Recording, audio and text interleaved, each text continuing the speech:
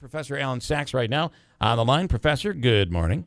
Good morning. Thank you so much. I'd love to be with you. That sounds great. The president-elect has a busy week, but word is that he's promising to make some big changes and fast. Is he going to be able to live up to these promises? I think we're going to see some executive orders come down very quickly, overturning some of President Obama's executive orders. I think that'll be some of the first things we're going to see. Then I believe he's going to move on Obamacare.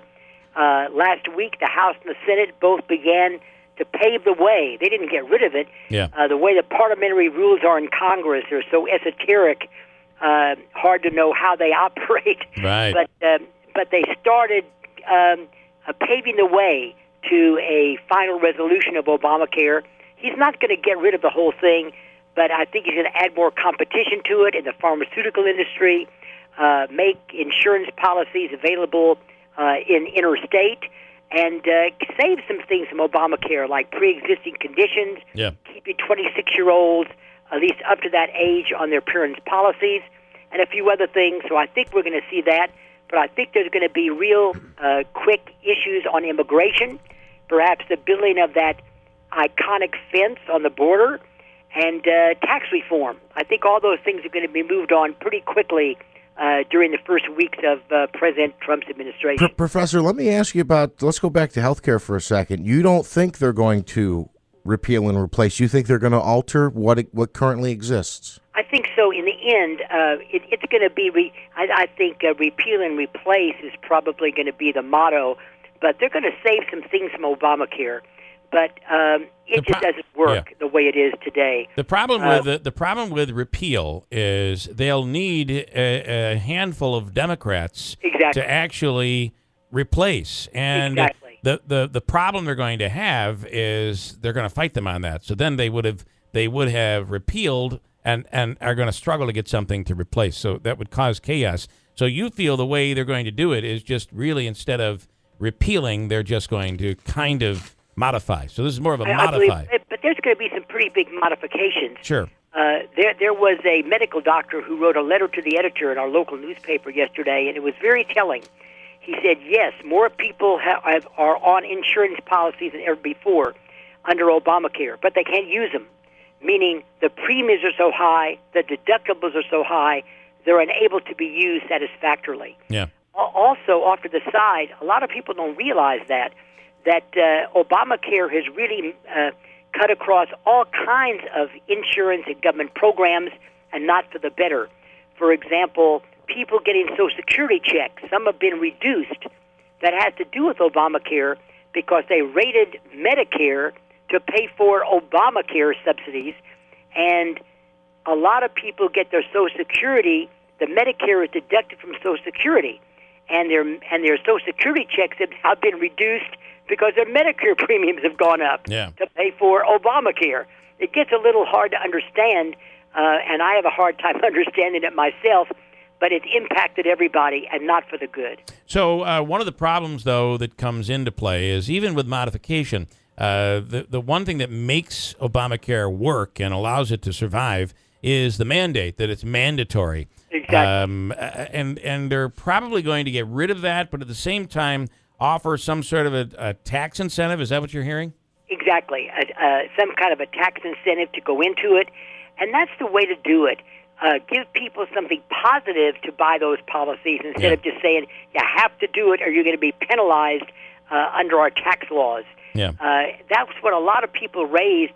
This is one of the first things that people have ever been forced to do. You have to buy insurance. And the comparisons to automobile liability insurance is not a good one because people do not have to drive automobiles, however important they are. But people try to make that comparison. Many states make you take out liability insurance to drive a car. Sure. But the comparison to that to health insurance, a lot of people say, is not a good one. All right. I kind of think it's a good one myself. But in terms of the comparison, I mean, right. And one is at New the York state level, though. One is at the state level. Correct. One is at That's the true national too. level. Very good point. That's a very good point on that. That penalty goes up to over $2,000 this year. Let me just ask you. I think I read a story Thursday or Friday of last week that the IRS was sending out letters. About 7.5 million Americans still are uncovered. that the IRS was sending letters reminding people you better hurry up and sign up, otherwise you're going to face this income penalty. Your thoughts on that? Should the IRS be involved in that?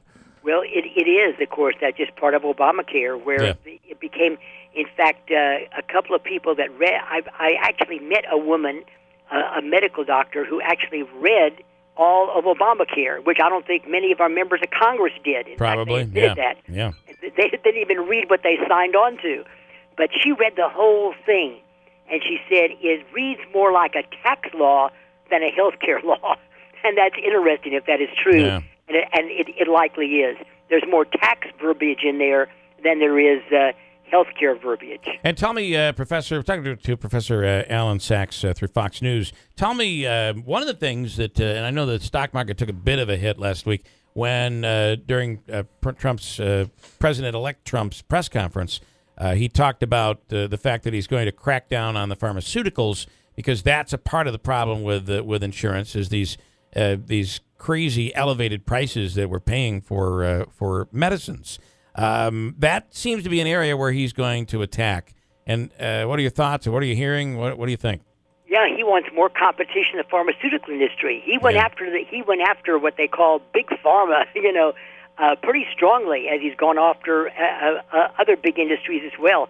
He's not shy about that. I think what he needs to do, and I think he's going to do it, bring everybody around the table. The pharmaceutical industry, the medical industry, the insurance companies, and try to work out a plan. Yeah. And I think he's going to do that at the top of his administration, along with immigration, the wall, tax reform, and all those things. I think he's going to hit the ground running. We may not like where he runs to, right, but I think he actually is going to hit the ground running. He's going to live up to those promises, I think, that he made to a lot of people in the past several months. You seem Professor, more than optimistic. I do. In this, I really do. I want it to work. The country wants change, and I hope he gives it to us. If not, he's going to be in for a lot of criticism, no question about that. And he's even opened up the press corps more.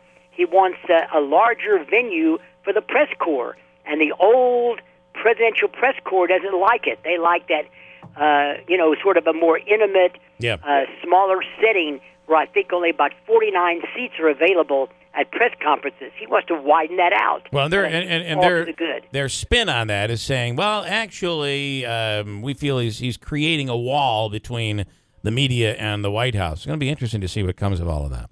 I think this Twittering thing that he's done has come into a lot of controversy. I don't even know what Twittering is. I'm not on it. My students want me to be, but I'm not going to touch it. But you might be better off, but you're missing a ton of Trump stuff. You're missing so much out there, Professor. I keep up with the Twitters, but I'm not on it myself. All right, Professor Allan Saxe, as always, thank you so much. Thank you very much. Right, have a great day.